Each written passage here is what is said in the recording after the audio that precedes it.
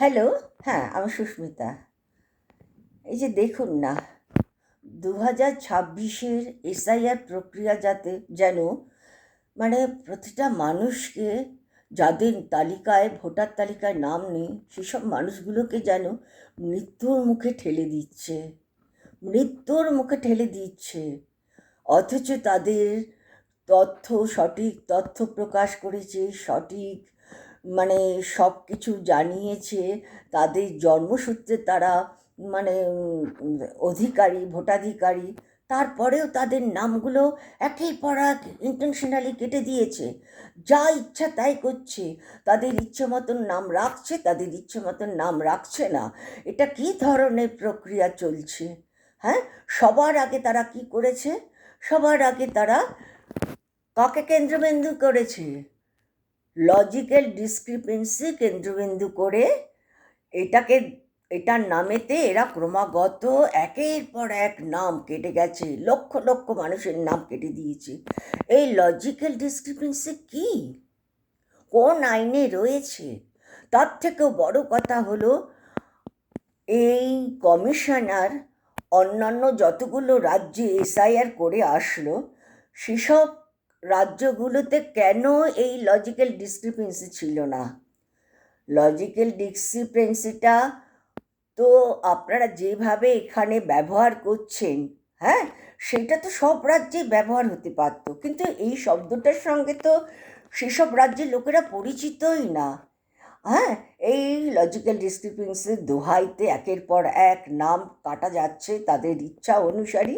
এটা সবচেয়ে ভয়াবহ একটা প্রক্রিয়া আপনারা শুরু করেছেন, যেটাকে কেন্দ্র করে একের পর এক আপনারা মানুষের নাম কেটেছেন যারা ভোটাধিকারী। তাহলে কি করে মানুষ, একের পর এক আপনারা নাম তো কেটেছেন, একটা জটিলতার সৃষ্টি করেছেন এই এসআইআর প্রক্রিয়ার মধ্যে। এত ভয়ঙ্কর জটিলতা তৈরি করেছেন, একদম নিরক্ষর অশিক্ষিত সম্পন্ন মানুষরা, যারা খেটে খায়, দিন আনে দিন খায়, তাদের মতো মানুষরা তো এসব কিচ্ছু বুঝতে পারবে না। তার মধ্যে লাস্ট শুরু হয়েছে আবার ট্রাইব্যুনালে 33 লক্ষ লোককে ভোটাধিকার করেছে।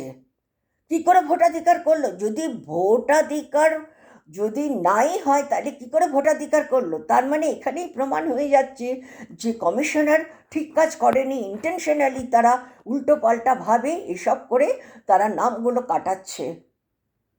ভোটাধিকার কি করে হলো?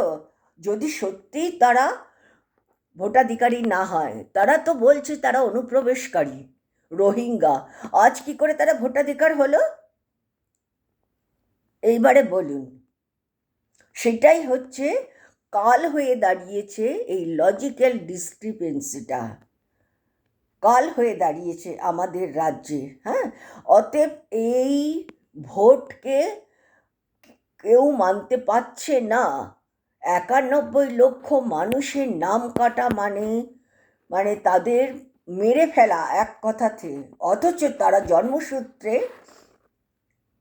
তারা ভোটাধিকারী।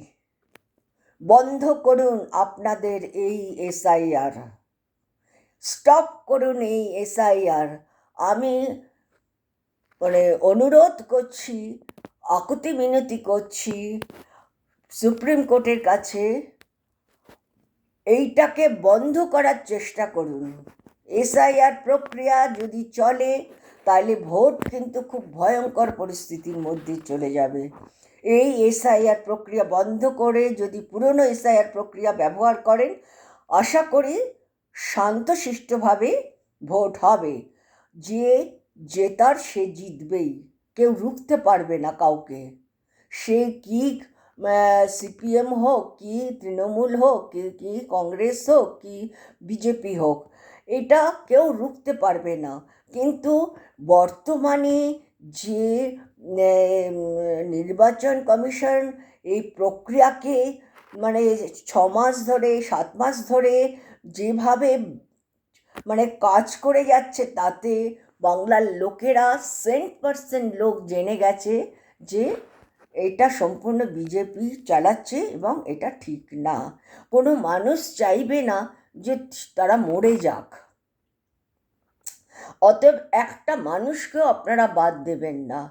যদি ভোটাধিকারী না হয় যে, হ্যাঁ হ্যাঁ, হয়তো তাদেরকে আপনারা প্রমাণ করে অনুপ্রবেশকারী হিসেবে সামনে দাঁড় করিয়ে আপনারা প্রচার করুন সেটা, এটাই আমার অনুরোধ। কিন্তু এই প্রক্রিয়া বর্তমানে 26-এর ভোটেতে স্টপ রাখুন, ব্যাস, আর কোনো কথা না।